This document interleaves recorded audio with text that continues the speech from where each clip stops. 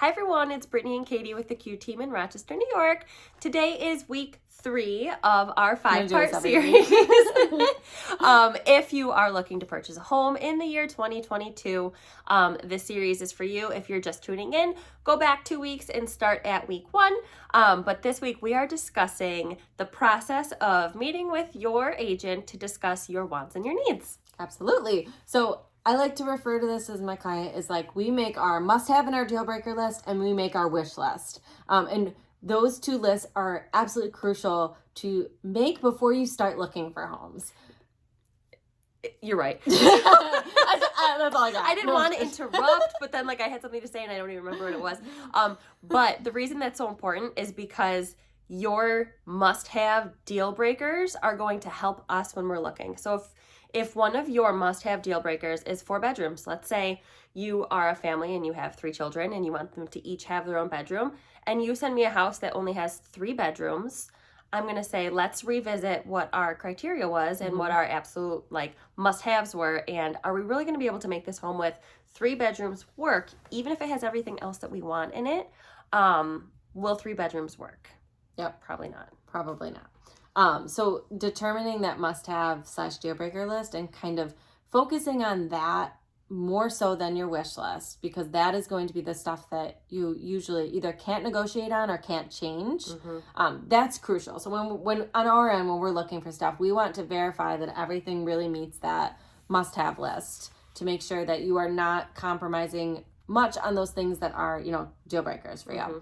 And then the wish list are the things that are going to be, this is going to be ideal in our perfect house. And we're going to kind of figure out from there, what's highest on that priority list? What can we maybe compromise on depending on the house or whatnot, kind of go through that process. The wish list tends to have a little bit more flexibility on necessities, in the manner that it's not necessary for me to have this, but I'd like it. In terms of the must-have list, those are things like location. You can't change where the house is. School district. You can't change the school district that the house is in. Things that cannot be changed are what we tell people to focus on for their must-have list. And then the wish list is more so the things that we could change to make it better if it doesn't have exactly what we want. Right. Like, for example, I know a lot of people would say, I'd love a gas fireplace, but not necessarily a deal breaker, but it would be something that it would be great. That's something on the wish list. Fenced-in backyard is also another huge one. That it most of the time can be added unless there's some sort of strange HOA restriction, which again your agent will be able to tell you about ahead of time. We're struggling today. I don't know, guys. I'm sorry. I'm tired. Words are hard.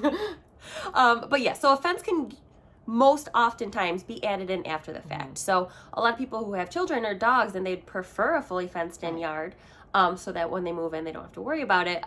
If it's not and the rest of the house is perfect, I have a lot of people say, I'll just figure out the fence or fenceable is a lot of the time kind of what we have on our list. So figuring out those lists, your agent will help you. They will help you figure out, we've gone through this with a lot of people. So we know what are important factors to consider depending on your life situation for that must-have deal breaker list. And then we will have you describe, your perfect house. If you were on House Hunters on HGTV, what you would want. And then we kind of help you pick through that to make sure that we can focus on what's most important and help you find that home that's going to check most of your must-haves. I know most of the boxes is what's important. And side note, we have done a video in the past I don't know where she's going with this.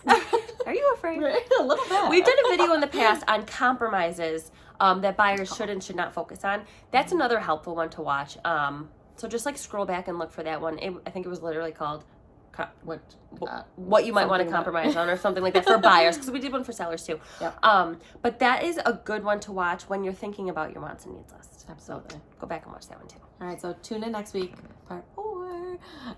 And we will help you in the process to find a home in 2022. We'll see you next week.